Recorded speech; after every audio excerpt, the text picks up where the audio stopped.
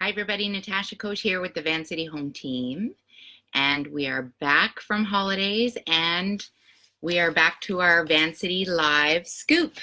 Every Tuesday and Thursday at 6 o'clock, we're going to talk about some sort of real estate topic.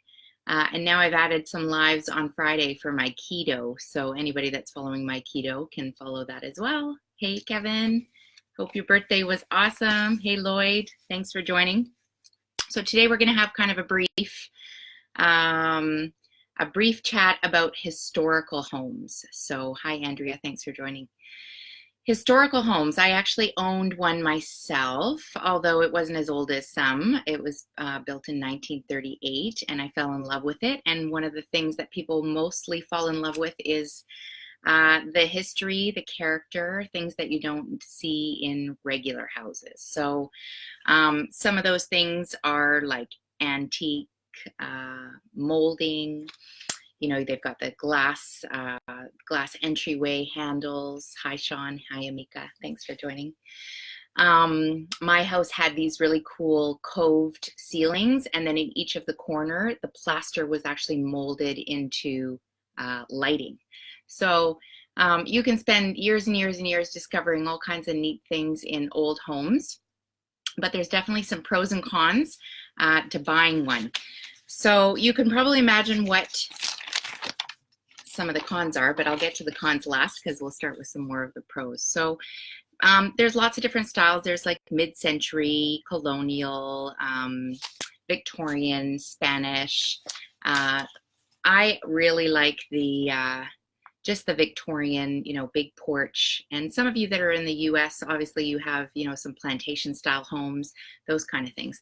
So there's some definite benefits to buying one. There's sometimes some government grants where you can do some improvements to the home, and the government wants to keep things unified, so they will contribute some funds if you are doing any kind of improvements. Generally, the property is, you know, like a heritage home is generally in an area of other heritage homes. So the property values tend to stay put. I know in New Westminster by Queen's Park, there's some beautiful, beautiful heritage homes, and the prices are incredibly high. So, so you're pretty much, any investment that you're going to make in a heritage home, you're probably going to get a good return on it. However, let's talk a little bit about the cons. I don't know why the lighting keeps flashing back and forth. I'm not sure if it does that for you, but some of the cons.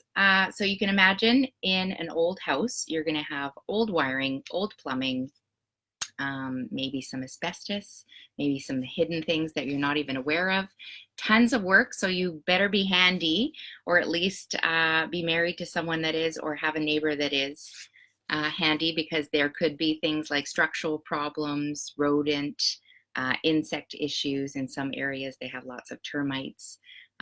Here we have, you know, carpenter ants, insulation issues. My old house actually on the island had those old windows with the weights. So they had those pulleys. So I had all my windows replaced with newer style windows that looked a bit more heritage. But so, I mean, the bottom line is you want to make sure that if you are going to invest in a heritage home, be prepared and make sure that your wallet is reflective. It's kind of like owning a boat or an RV.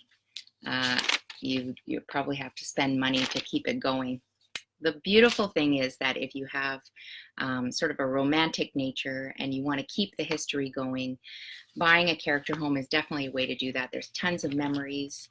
I know in my home that when the family built it, they had actually poured a piece of concrete, part of the slab, and they all signed it. Their entire family signed it and buried a newspaper of that day. So I always hoped that I would find a big jar of money or something in the walls, but it never happened.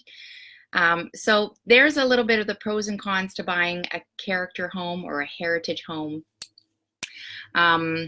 One other drawback may be that it's kind of the flip side of the coin. You may get some funding from the government to do any improvements, but you may also have some rules and regulations that you have to follow. So you may not be able to do everything that you want. So just be aware of those before you make the decision, and don't get caught up in the romantic part of it unless you have the wallet to follow. So we'll see you on Thursday with the Van City Scoop, and thanks for joining. Talk to you soon. Bye-bye.